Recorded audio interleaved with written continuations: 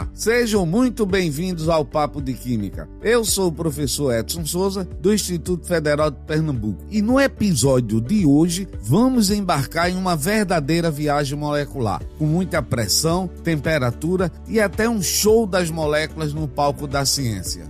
É isso aí! No episódio passado, nós chegamos à famosa equação geral dos gases. E hoje, vamos além. Vamos explorar o que acontece quando tudo muda ao mesmo tempo. Pressão, volume, temperatura e quantidade de matéria. Eu sou a professora Priscila Morim e te convido a mergulhar com a gente nessa jornada química cheia de descobertas. E eu sou Maria Fernanda Maffé, aluna de Química do IFPE. Então prepara o caderno, cérebro e o coração, porque hoje tem Clapeyron, Avogadro, Dalton, Graham e até damos uma passadinha nos limites do modelo ideal. Esse é o terceiro episódio da nossa série sobre o estudo dos gases. Se você ainda não ouviu os episódios 106 e 107, corre lá na sua plataforma favorita de áudio e escuta. Eles são essenciais para entender essa jornada gasosa do começo ao fim. Ah, e tem mais! Acesse www.papodequimica.com para baixar o texto completo desse episódio e uma lista de exercícios comentada para praticar o que você aprendeu. Pessoal, antes de começar o episódio, uma super notícia. O Papo de Química chegou à segunda fase do prêmio Melhores Podcasts do Brasil na categoria de Ciências. Isso só rolou graças a vocês, ouvintes incríveis. Agora é hora de dar mais um passo. A votação já está aberta até 2 de novembro. Curte nosso trabalho? Então volta lá, é rapidinho. E aproveita, manda o link para todo mundo. Amigos, famílias, galeras da escola, da facul, até pro crush. O link está aqui na descrição e nas nossas redes. Bora juntos nessa? Agora sim, roda o episódio que tá massa. Vamos começar com uma recapitulação rapidinha. Quando a gente mantém a quantidade de matéria constante, aquela letrinha N, e varia pressão, volume e temperatura, a gente usa a equação P1 vezes V1 dividido por T1 é igual a P2 V2 dividido por T2. Isso mesmo, P e V são pressão e volume, T é a temperatura, e vale lembrar que está sempre em Kelvin. E os subscritos 1 e 2 representam os estados inicial e final. Mas, e quando todas essas variáveis mudam juntas? E a gente quer saber a quantidade de gás, por exemplo? Aí entra a estrela do dia, a equação de Clapeyron.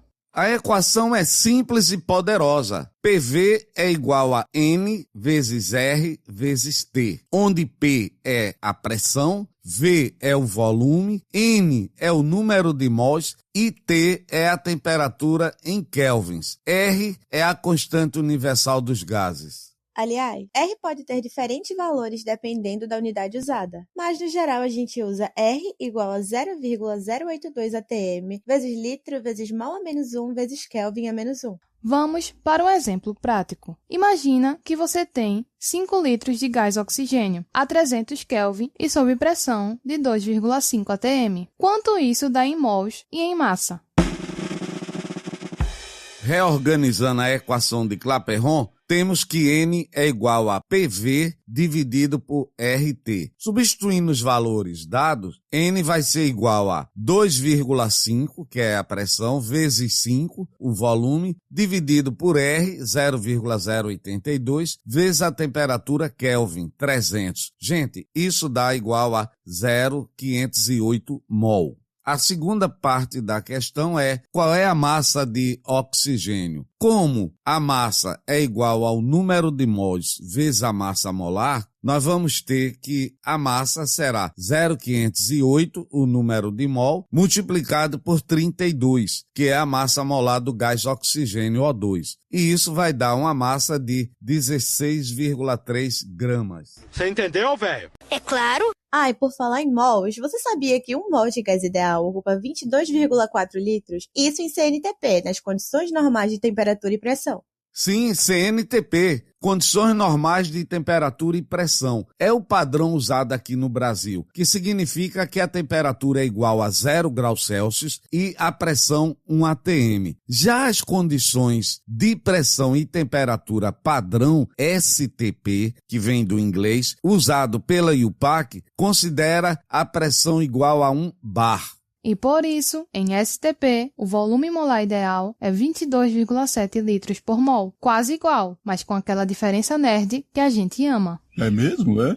É verdade. Você sabia que dá para calcular a densidade de um gás a partir da equação de Clapeyron? Tudo começa com a equação PV é igual a nRT. Ora, nós já sabemos que o número de mols N pode ser escrito como a razão entre a massa M e a massa molar, M maiúsculo. Ou seja, N é M sobre o M maiúsculo. Substituindo isso na equação de Clapeyron, temos que PV é igual a M minúsculo vezes RT dividido por M maiúsculo, 1 mol, a massa molar. Agora vamos reorganizar para isolar a densidade. Já sabemos que densidade é a massa por volume, ou seja, a densidade é M sobre V. Substituindo, reorganizando na equação de Clapeyron, chegamos que a densidade é P vezes M dividido por RT, ou seja, a pressão vezes o mol dividido pela constante vezes a temperatura. Não esquecer, na escala Kelvin. Essa fórmula nos mostra que a densidade de um gás depende da pressão, expressa pela letra P, da massa molar, pela letra M, da temperatura, pela letra T, e da constante dos gases, expressa pela letra R. Uma forma prática e poderosa de entender o comportamento dos gases em diferentes condições. Vamos a um exemplo prático? Qual é a densidade do gás oxigênio sob pressão de 1,10 atm e temperatura de 35 graus Celsius? O primeiro passo é converter a temperatura para Kelvin. Lembrando que a temperatura na equação dos gases deve estar em Kelvin. Então, convertendo 35 graus Celsius, teremos a temperatura é igual a 35 mais 273, que é igual a 308 Kelvin. O segundo passo é aplicar a fórmula de densidade. A equação é: densidade é igual a pressão vezes a massa molar dividido pela constante dos gases vezes a temperatura, onde a pressão é igual a 1,10 atm, a massa molar, que é 32 gramas-mol, que é a massa molar do gás oxigênio, O2, a constante dos gases, que é igual a 0,082 atm/litro por mol Kelvin, e a temperatura, que é igual a 308 Kelvin. Substituindo os valores, teremos que densidade é igual a 1,10 vezes 32 dividido por 0,082 vezes 308. Então, a densidade dá aproximadamente 35,2 dividido por 25,26. Então, teremos uma densidade de aproximadamente 1,39 gramas por litro. E dá para fazer o caminho inverso também. Se souber a densidade, a pressão e a temperatura, dá para calcular a massa molar do gás. Você entendeu, velho? É claro! A lei de Avogadro é linda. Quando temos o mesmo volume, mesma temperatura e mesma pressão, também teremos o mesmo número de partículas, não importa o gás. Isso mesmo, por isso que 1 litro de H2 tem o mesmo número de moléculas que 1 litro de O2 em CNTP. Isso corresponde a 6,02 vezes 10 elevado a 23 moléculas. E se dobrar o número de mols, dobra o volume também. A equação é V1 dividido por N1, que é igual a V2 dividido por N2. E agora, vamos de lei de Dalton. Em uma mistura de gases, a pressão total é a soma das pressões parciais, ou seja, P total é igual a P1 mais P2 mais P3 e assim sucessivamente. Quer um exemplo? Lá vai. Temos uma mistura gasosa formada por dois gases, oxigênio, O2 a 0,8 atm, e nitrogênio, N2 a 0,2 atm. Qual a pressão total da mistura? Bom, segundo a lei de Dalton, a pressão total de uma mistura gasosa é a soma das pressões parciais de cada gás presente. Isso é, a pressão total é igual à pressão do O2 mais a pressão do N2. Substituindo os valores, a pressão total vai ser igual a 0,8 atm mais 0,2 atm, o que é igual a 1 atm. E dá para calcular a pressão parcial com fração molar também. A pressão parcial de um gás A, PA, é igual à pressão total da mistura, PT, vezes a fração molar desse gás A, XA. Lembrando que podemos calcular a fração molar de um componente de uma mistura pela razão XA é igual a o número de mols desse componente A dividido pelo número de mols total da mistura. Vamos a uma aplicação. Temos um frasco com volume V e temperatura T constantes. No seu interior há uma mistura gasosa formada por 0,60 mol de gás nitrogênio, N2, e 0,40 mol de gás oxigênio, O2. Sabemos também que a pressão total da mistura é 1,20 atmosferas, 1,20 atm. Queremos calcular, então, as pressões parciais do gás nitrogênio, N2, e do gás oxigênio, O2.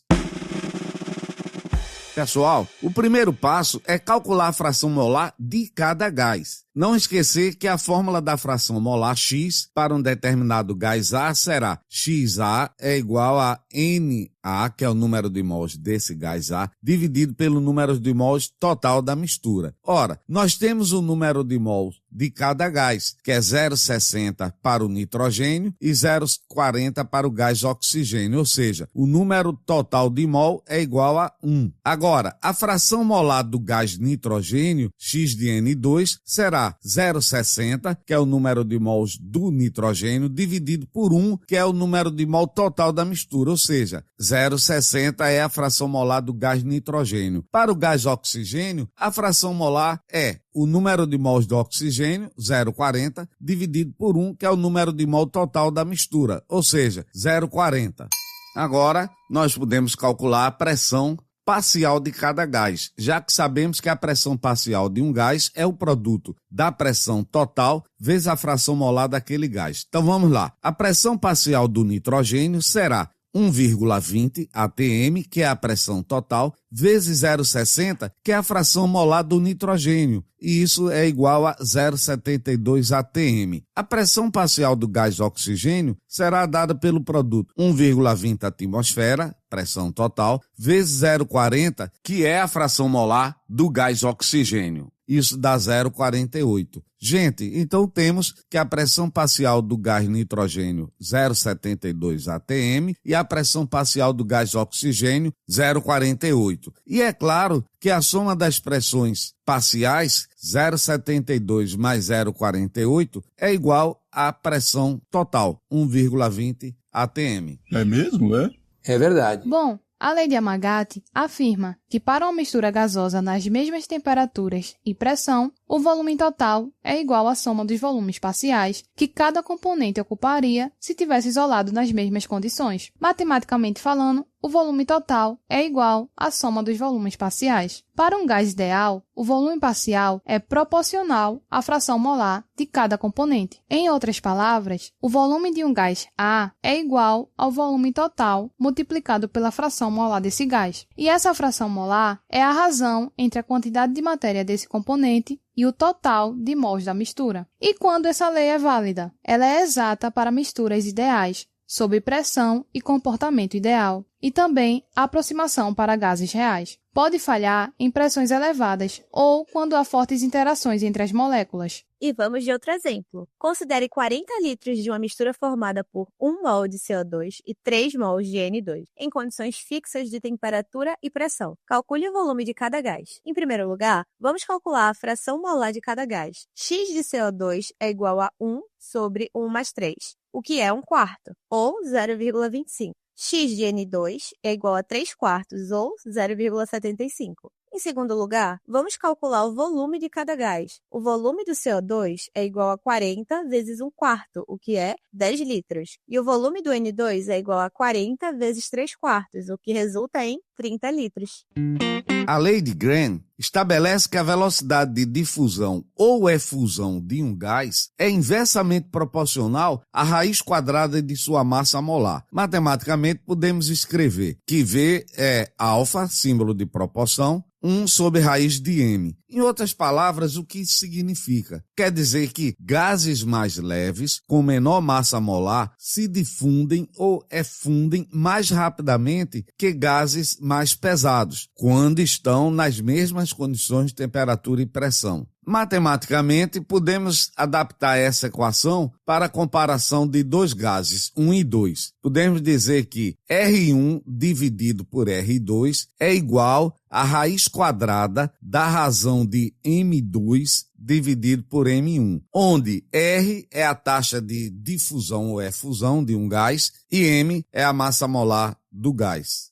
Bom, agora vamos comparar as velocidades de efusão do hidrogênio, H2, e do oxigênio, O2, usando a lei de Graham. A massa molar do hidrogênio, H2, é de aproximadamente 2 gramas por mol. Já a do oxigênio, O2, é de 32 gramas por mol. Quando aplicamos a lei de Graham, fazemos a razão entre as velocidades. Velocidade do hidrogênio dividida pela velocidade do oxigênio, que é igual à raiz quadrada da massa molar do oxigênio sobre a massa molar do hidrogênio. Então fica assim, raiz de 32 sobre 2, que dá raiz de 16. Resultado igual a 4. Então, o hidrogênio difunde e flui cerca de 4 vezes mais rápido que o oxigênio.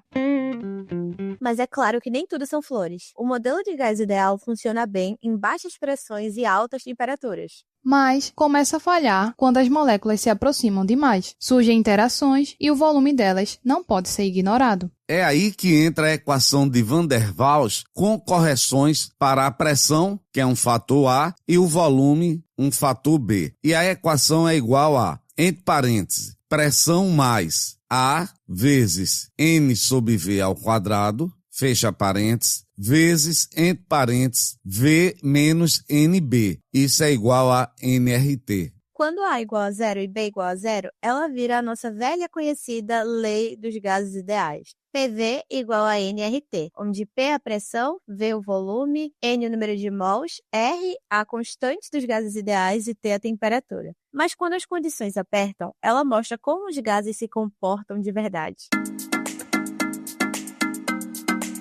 Ufa! Hoje foi gás, do começo ao fim. Mas olha quanto conteúdo incrível a gente viu. De Clapeyron a Gram, passando por densidade, volume molar, leis de misturas, um verdadeiro show das moléculas.